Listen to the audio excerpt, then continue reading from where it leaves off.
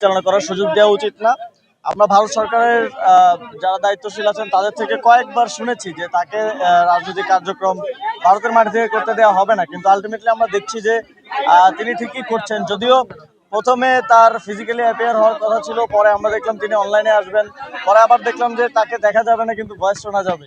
তার মানে হচ্ছে ভারত সরকারও কিন্তু এক ধরনের চাপে সে সেখানে আছে, সে ফ্রিলি হয়তো মুভ করতে পারছে না। বাট বাংলাদেশ সরকারের পক্ষ থেকে অন্তর্বর্তী সরকারের সময়ও বারবার বলা হয়েছিল, এই বর্তমান সরকারও বারবার বলছে, ভারতীয় রাষ্ট্রদূতের সাথে বৈঠক করে বলেছেন যে তিনি যেন কোনো ধরনের রাজনৈতিক কার্যক্রম পরিচালনা না করতে পারেন, এবং তিনি যদি সেটা করেন তাহলে কিন্তু এখানে এটা এভাবেই ধরে নেওয়া হয় যে ভারতের এক ধরনের ইন্ধনে বাংলাদেশের অভ্যন্তরীণ পরিস্থিতিকে বিশৃঙ্খল করার জন্য তিনি এই ধরনের কার্যক্রম করার সুযোগ ভারত তাকে দিয়ে থাকে। তো এখন আবার আমরা শুনলাম যে ডিসেম্বরে তিনি বাংলাদেশে আসতে চান।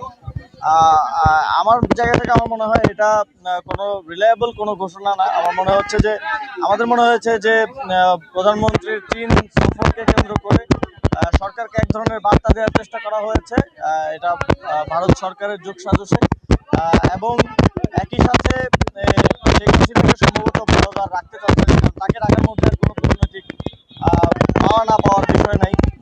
এবং আমরা এটাও শুনেছি যে তারা পৃথিবীর আরো বিভিন্ন দেশে যাওয়ার চেষ্টা করছে, কিন্তু আমার মনে হয় না কোনো দেশই সেভাবে তাকে সেই সুযোগটা দিবে। কারণ আপনারা জানেন তিনি ফাঁসির আসামি বাংলাদেশে, এবং প্রায় 1400 মানুষকে হত্যা করার অভিযোগ তার বিরুদ্ধে আছে, সেটা আইসিটি ট্রাইব্যুনালে নিষ্পত্তি হয়েছে।